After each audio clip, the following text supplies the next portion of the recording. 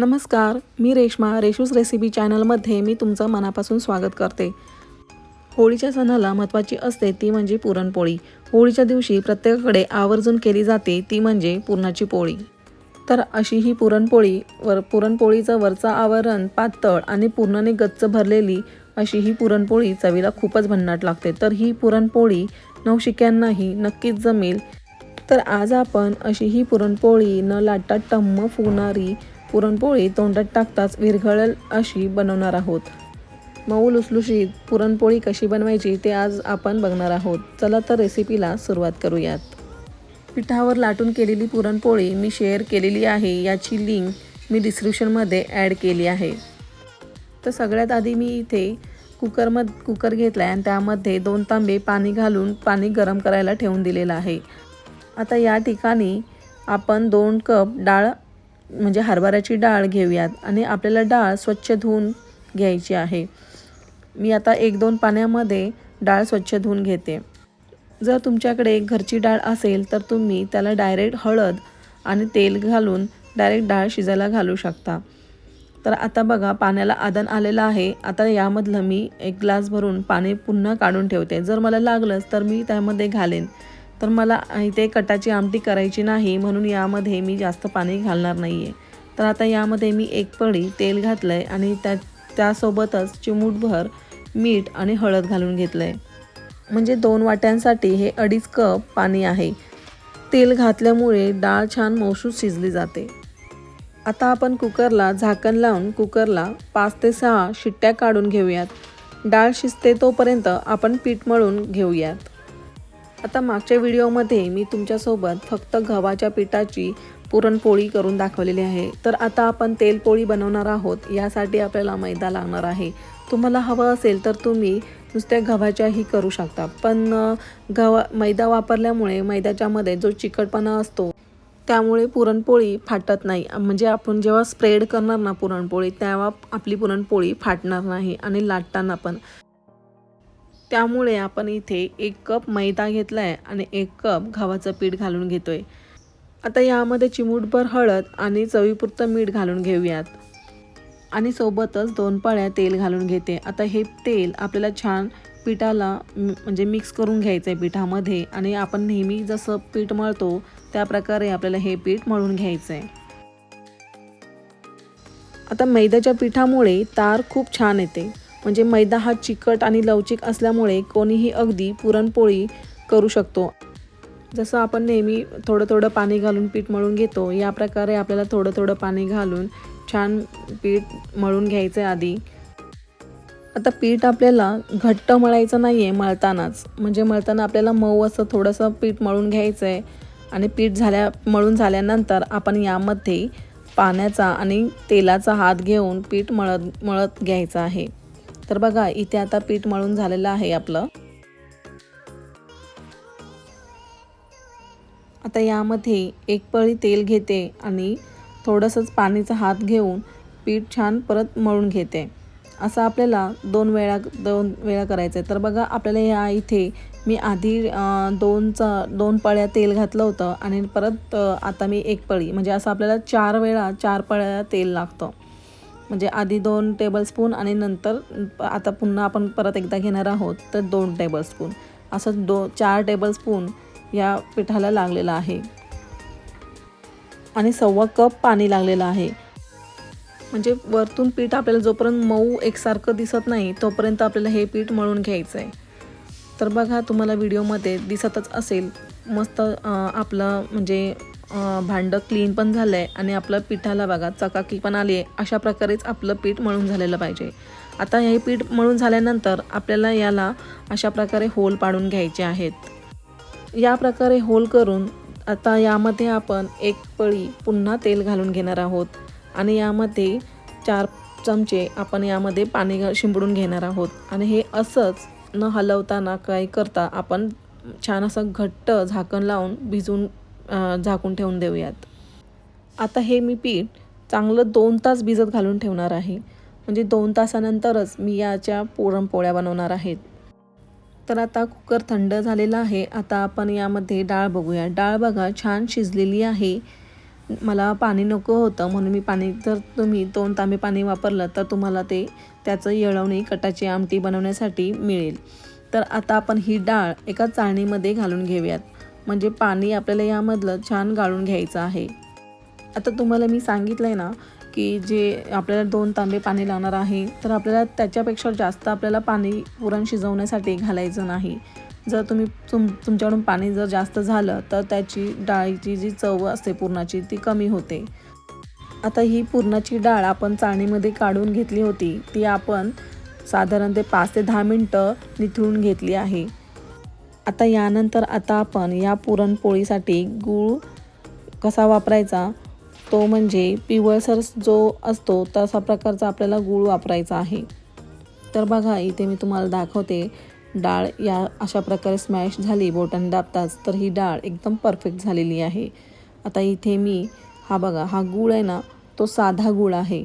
चिक्कीचा गूळ आपल्याला वापरायचा नाही आणि किंवा सेंद्रिय गूळ पण आपल्याला वापरायचा नाही. असा पिवळसर जो गूळ भेटतो ना मार्केटमध्ये, तोच आपल्याला घ्यायचा आहे.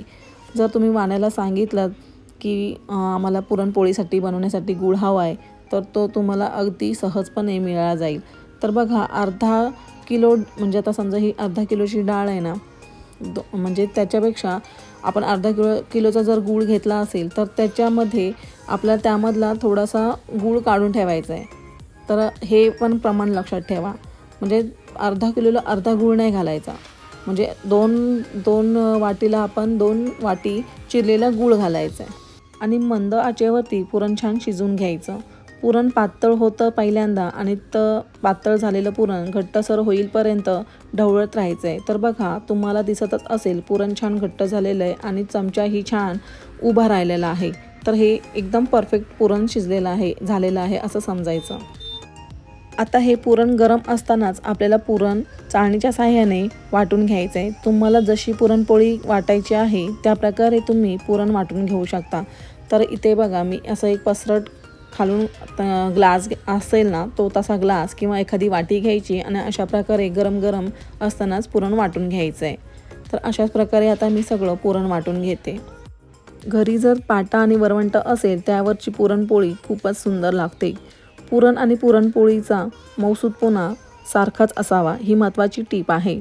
जर पुरण घट्ट असेल तर कणिक घट्ट असायला हवं आणि आधीच्या व्हिडिओमध्ये मी भरपूर टिप्स शेअर केलेल्या आहेत, तो व्हिडिओ नक्की बघा. आता इथे माझं सगळं पुरण वाटून झाल्यानंतर मी यामध्ये 2 चमचे वेलची पूड, 2 चमचे सुंठ पावडर आणि थोडंसं जायफळ मी किसणीने किसून घेते. तर ही पण टीप लक्षात ठेवा, पुरण आपल्याला वाटल्यावर हे सगळं वरतून घालायचं आहे. म्हणजे आपण जेव्हा पुरण वाटतो ते सगळं म्हणजे आपण जेव्हा वाटतो ना चाळणीला ते वाया जात नाही असं, म्हणून आपल्याला हे सगळं वरून घालायचं, म्हणजे त्या खमंगपणा पुरणपोळीला पूर्णपणे येतो. आणि हे पुरण आपल्याला संपूर्णपणे थंड झाल्यावरतीच पुरणपोळी लाटायला घ्यायचं आहे. तर बघा 2 तासानंतर कणकेला आपण बघतोय तर कणिक छान मऊसूद मळली गेली आहे. बघा कणिक किती लवचिक झालेली आहे. आणि आता आपण यामध्ये मैदा वापरल्यामुळे मस्त छान असं पिठाला तार आलेली आहे. आता ही पुन्हा कणिक 1-2 मिनटं मळून घ्यायची आणि नंतर आपण पुरणपोळ्या करून घेऊयात. आता आपण पिठाचा गोळा घेऊन आणि समान पुरणाचा गोळा घेऊन किंवा पुरणाचा गोळा त्यापेक्षा कणकेचा गोळा कमी घ्यायचा आहे. म्हणजे आपण पिठाचा गोळा जो घेतला आहे त्याच्यापेक्षा आपलं पुरणाचं पुरण 2.5 पट असायला हवं. जर तुम्हाला कमी हवं असेल तर तुम्ही 2 पट ही पुरण घेऊ शकता.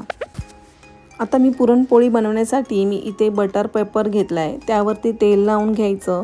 म्हणजे तुमच्याकडे जर बटर पेपर नसेल तर तुम्ही प्लास्टिकचा जाड पेपर घेऊ शकता. आणि अशा प्रकारे बघा आपल्याला अशा प्रकारे पुरण यामध्ये भरून घ्यायचं आहे. म्हणजे हे इतकं पीठ सैल असतं की पुरण अगदी आपल्याला सहजपणे भरता येईल असं पीठ सैल होतं. तर बघा व्हिडिओमध्ये आपल्याला दिसतंय या प्रकारे आपल्याला गोळा बंद करून घ्यायचा आहे आणि तो गोळ्याचं जेवढं पीठ वरती येईल ते तिथल्या तिथेच दाबून घ्यायचं आहे. गोळा व्यवस्थित तयार झाला की पेपरवर पुन्हा तेल लावून घ्यायचं. बटर पेपरला तेल लावून घ्यायचं म्हणजे आणि त्यावरती गोळा ठेवून हाताने चपटा करून घ्यायचा आहे. तर बघा व्हिडिओमध्ये तुम्हाला दिसत असेल अशा प्रकारे हा गोळा आपल्याला थापून घ्यायचा आहे, जेणेकरून पुरण सर्वीकडे व्यवस्थित पसरलं जाईल.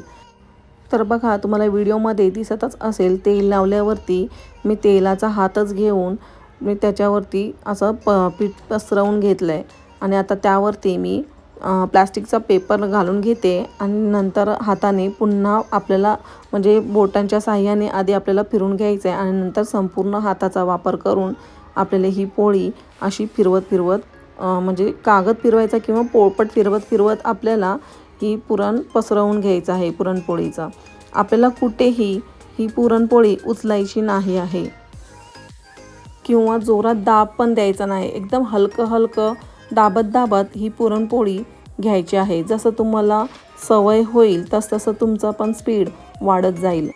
तर बघा पुरणपोळी लाटून झालेली आहे. बघा सारण अगदी काठापर्यंत पोचलेलं आहे.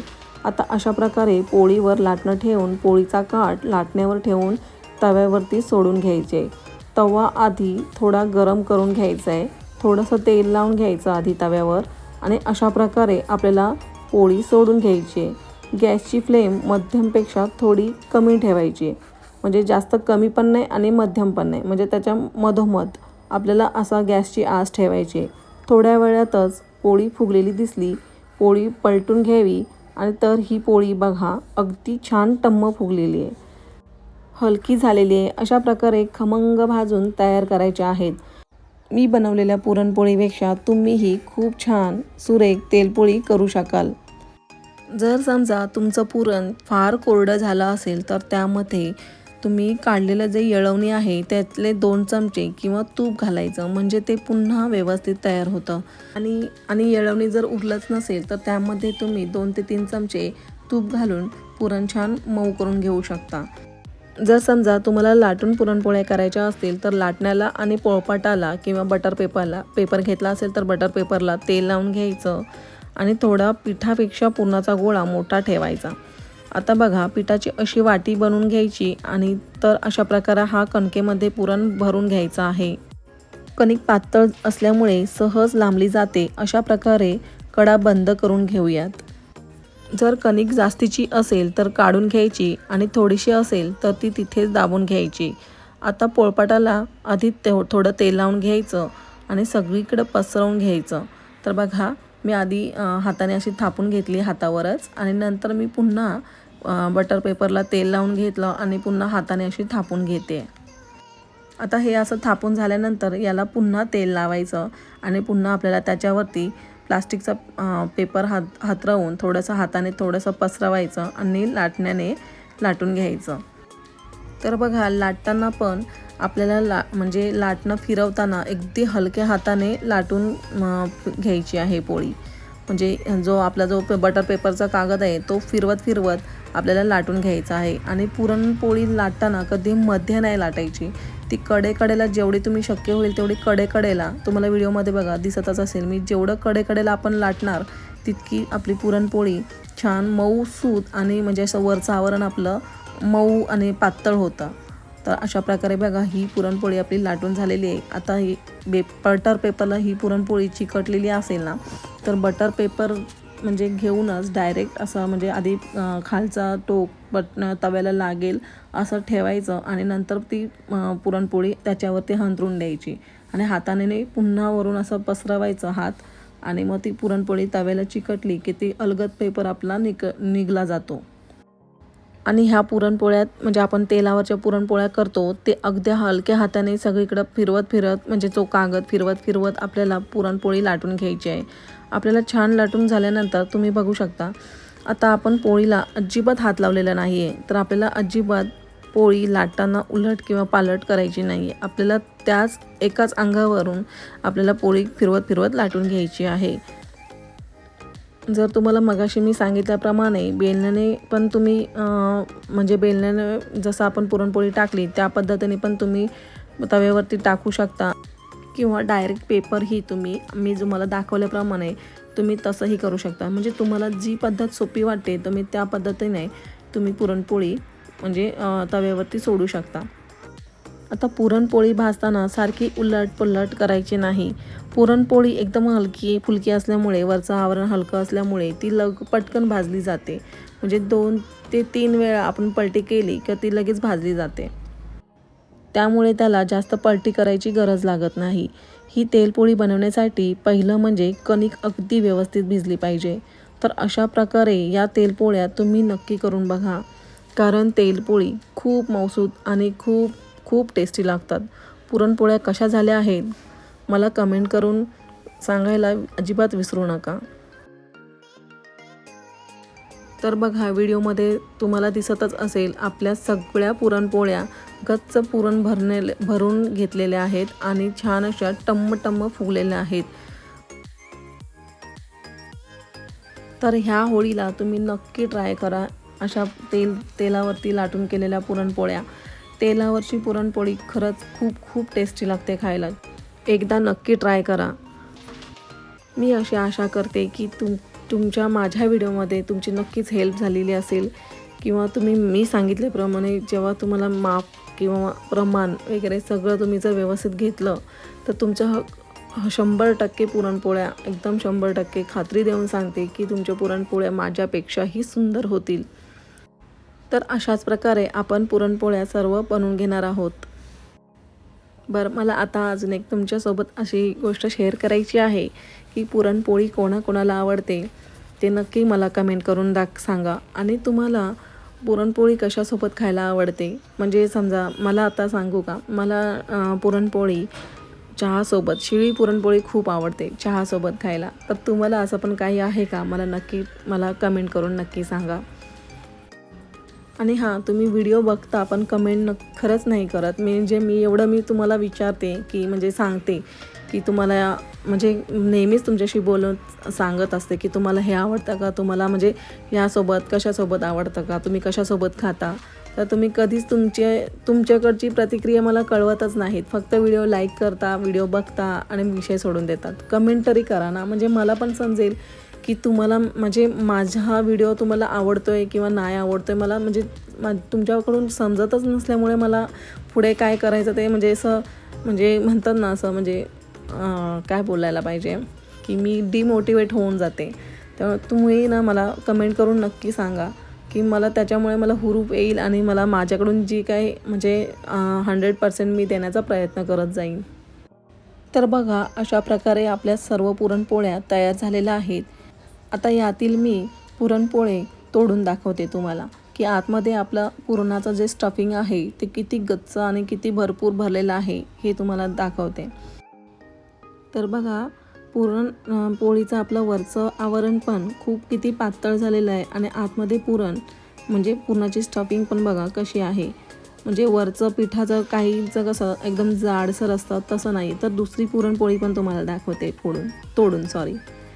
तर बघा, आपलं वरचं आवरण पण बघा आणि यामध्ये आपलं जे पुरणाचं स्टफिंग आहे तेही बघा. तुम्ही रेशूज रेसिपी चॅनलवरती वेळ काढून आल्याबद्दल खरंच मनापासून धन्यवाद. रेशूज रेसिपी चॅनलला सबस्क्राईब करा आणि बेल आयकॉनवरती क्लिक करा, म्हणजे मी अपलोड केलेला व्हिडिओ त्याची नोटिफिकेशन सगळ्यात आधी तुमच्या जवळ येईल. पुन्हा लवकर भेटूयात अशाच छानशा रेसिपीसोबत.